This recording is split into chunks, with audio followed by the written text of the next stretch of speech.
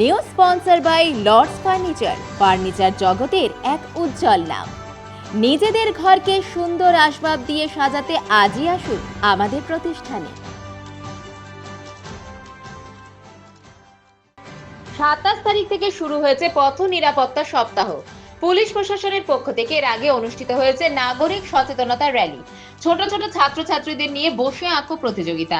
বৃহস্পতিবার এই পথ নিরাপত্তা সপ্তাহ উপলক্ষে পূর্বাঞ্চল হাই স্কুলের পড়ুয়াদের নিয়ে সচেতনতামূলক অনুষ্ঠানের আয়োজন করা হয় কোতোয়ালি ট্রাফিক গার্ডের তরফে। এতে পড়ুয়াদের মধ্যে সিগন্যাল ব্যবস্থা সহ ট্রাফিকের বিভিন্ন দিকগুলো তুলে ধরার পাশাপাশি ছাত্রছাত্রীদের নিয়ে কুইজ প্রতিযোগিতার আয়োজন করা হয়। সঠিক উত্তর দেওয়ায় বিজয়ীদের হাতে তুলে দেওয়া হয় উপহার এবং বার্তা দেওয়া হয় ট্রাফিক আইন মেনে চলার। আসুন শুনে নিই এ বিষয়ে ডিএসপি ট্রাফিক অরিন্দম পাল চৌধুরী কি বললেন। লাস্ট টাইমে সুজয় সরকার সঠিক উত্তর দিয়েছে একবারে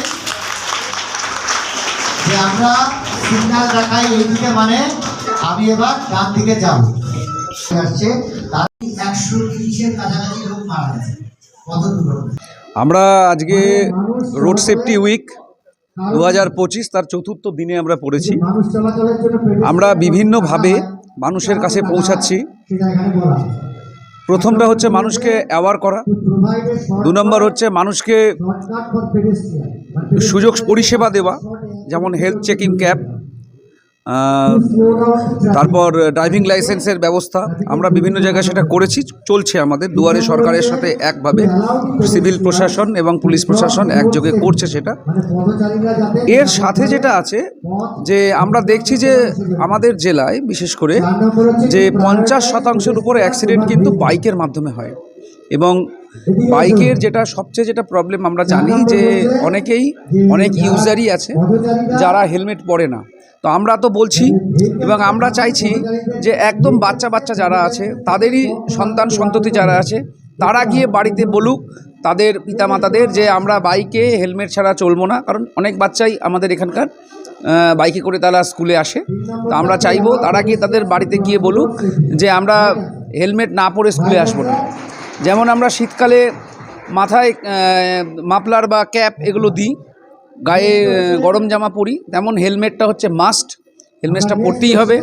যদি আমাদের নতুন করে কোনো না করতে হয়, কোনো সমস্যার মধ্যে না পড়তে হয়, তাতে হেলমেটটা যারা আমরা বাইক চালাই তাদের অবশ্যই পরতে হবে। এটাই আমাদের বার্তা। শিশুদের কাছেই প্রথম করে পৌঁছাচ্ছি, যাতে তারা গিয়ে তাদের পরিবারকে সেটা আরও ভালো করে বুঝতে পারে।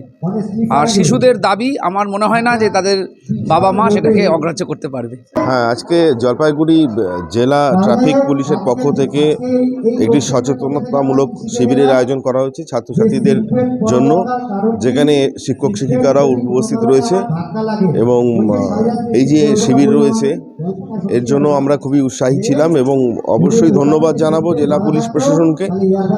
এই পথ নিরাপত্তা বিষয়ক যে খুঁটিনাটি বিষয়গুলি আছে এগুলো যদি আমাদের ছোট ছোট ছেলেমেয়েরা যদি এই সম্বন্ধে অবহিত হয় তাহলে ওরা যেমন সচেতন হবে, এবং একই সঙ্গে সবচেয়ে বড় বিষয়, ওরা যখন ওদের বাবা মার সঙ্গে চলছে বা কাকু বা পাড়ার দাদাদের সঙ্গে চলছে, তখন যদি ওরা বড়দেরকেও সচেতন করে দিতে পারে এই বিষয়টা, সেটা অনেক বেশি কার্যকরী বলে আমাদের মনে হয়।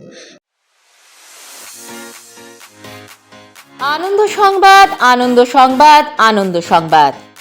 সকল জলপাইগুড়িবাসীকে জানানো হচ্ছে যে আগামী 1 ফেব্রুয়ারি থেকে 4 ফেব্রুয়ারি 2025 দুপুর 3টে থেকে রাত্রি 9টা পর্যন্ত জলপাইগুড়ি রবীন্দ্র ভবনে পুষ্প প্রদর্শনী, অঙ্কন প্রতিযোগিতা ও সাংস্কৃতিক অনুষ্ঠানের আয়োজন করা হয়েছে। এই অনুষ্ঠানে আপনাদের উপস্থিতি ও সহযোগিতা একান্তই কাম্য। অঙ্কন প্রতিযোগিতা বিভাগ ক 3য় থেকে 5ম শ্রেণী, বিষয় যেমন খুশি আঁকো। বিভাগ খ 6ষ্ঠ শ্রেণী থেকে 8ম শ্রেণী, বিষয় আমাদের পরিবেশ অথবা পুষ্প মেলা। বিভাগ গ 9ম শ্রেণী 10ম শ্রেণী, বিষয় ক্যাপশন ড্রয়িং। 2রা ফেব্রুয়ারি 2025 রবিবার সকাল 11টায় রবীন্দ্র ভবনে অঙ্কন প্রতিযোগিতা অনুষ্ঠিত হবে। এছাড়াও রয়েছে আন্তঃবিদ্যালয় কুইজ প্রতিযোগিতা, বিষয় জেনারেল নলেজ ও কারেন্ট অ্যাফেয়ার্স। 4 ফেব্রুয়ারি 2025 মঙ্গলবার বিকেল 5টায় রবীন্দ্র ভবনে এই কুইজ প্রতিযোগিতা অনুষ্ঠিত হবে। ধন্যবাদ আনতে জলপাইগুড়ি হর্টিকালচারিস্ট অ্যাসোসিয়েশন।